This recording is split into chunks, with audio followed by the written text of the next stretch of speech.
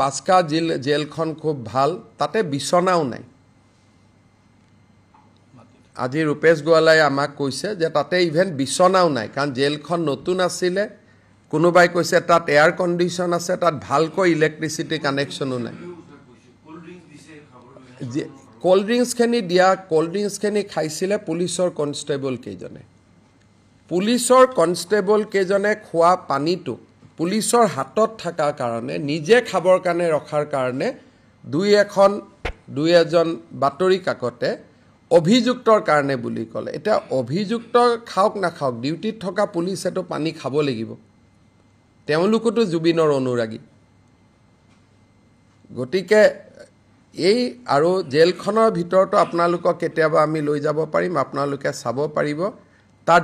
দূৰণিলৈকে কতো air condition নাই সেইটোকে কৈছো যে আপোনালোকে নিজে চিন্তা কৰক কালি যদি দুজন লৰাৰ মৃত্যু হ'লহেঁতেন তাৰ দায়িত্ব কোনে ল'ব লাগিলহেঁতেন আজি ইচ্ছা কৰিলে এই দুজন লৰাই যে গুলি খালে তাৰ গোটেই দায়িত্বটো ৰাজাতীৰ্থ দিয়া বুলি কোৱা চেনেলজনৰ সাংবাদিকজনক আমি আইনমতে আজি গ্ৰেপ্তাৰ কৰিব পাৰোঁ কাৰণ তেওঁৰ হাতত কোনো প্ৰমাণ নাই যিখন জেলত বিছনাও নাই আজি ৰূপেশ গোৱালা কেবিনেটত আমি সুধিছিলোঁ যে এই জেলত কি আছে বোলে দাদা তাততো বিছনাও নাই অকল মেট্ৰেছ আছে নিৰাপত্তা দিব লৈ যোৱা হৈছে ৰাজাতীৰ্থ নহয় দুইটাৰ মাজত পাৰ্থক্য আছে তাত ক'লে এয়াৰ কণ্ডিশ্যন আছে আজি এই দুইজন ল'ৰা যে যদি মৃত্যু হ'লহেঁতেন এই মৃত্যুৰ দায়িত্ব কোনে ল'লেহেঁতেন শীতল পানীয় বুলি কোৱা চেনেলটোৱে নহ'লে ৰাজাতীৰ্থ দিয়া বুলি কোৱা চেনেলটোৱে এতিয়া মই কাৰো ওপৰত ষ্টিক হ'ব খোজা নাই সকলোকে ধৰি লৈছোঁ জুবিন অনুৰাগী কিন্তু যদি কালিৰ ঘটনাটোৰ তদন্ত হয় তেতিয়াহ'লে প্ৰথম প্ৰভোকেশ্যনটো এটা চেনেলৰ সাংবাদিকৰ পৰা আহিব যোনে ৰাজাতীৰ্থ দিয়া বুলি ক'লে নম্বৰ 2 শীতল পানীয় খোৱা বুলি ক'লে গতিকে ক্ৰিমিনেল কেছটো এনেকুৱা হয় যে সাংবাদিকসকলৰ ফ্ৰীডম অফ স্পীচ আছে কিন্তু সঁচা মিছা বাতৰি কৈ থকাটোত ফ্ৰীডম অফ স্পীচৰ ভিতৰত নপৰে গতিকে এই বিষয়টো মই ভাবোঁ যে আপোনালোকে যদি জেলখন চাব খোজে যাবও পাৰিব দুটা দিন পিছত পৰিৱেশটো অলপ ঠাণ্ডা হৈ গ'লে জেল ৰাজাতীৰ্থৰ জেগা হ'ব পাৰে নেকি জেল কেনেকৈ ৰাজাতীৰ্থৰ জেগা হ'ব পাৰে আমি একেখন টকা খৰচ কৰি জেলহে বনাইছোঁ আমিতো হোটেল বনোৱা নাছিলোঁ জেলত কি থাকে সৰু সৰু ৰুম থাকে এটা ৰুমৰ পৰা এটা ৰুমত আহিব নোৱাৰা ডাঙৰ ডাঙৰ ৱাল থাকে জেলত ৰাজাতীৰ্থ হ'ব পাৰে নেকি যদি আমি হোটেল এখনক জেললৈকে কনভাৰ্ট কৰিলোহেঁতেন তো ৰঞ্জন দৈমাৰী ক্ষেত্ৰত আমি তেওঁক এটা গেষ্ট হাউচত ৰাখিছোঁ NDFBৰ বহুত কেইজন একিউজত চিৰাঙত এখন আমি গেষ্ট হাউচত ৰাখিছোঁ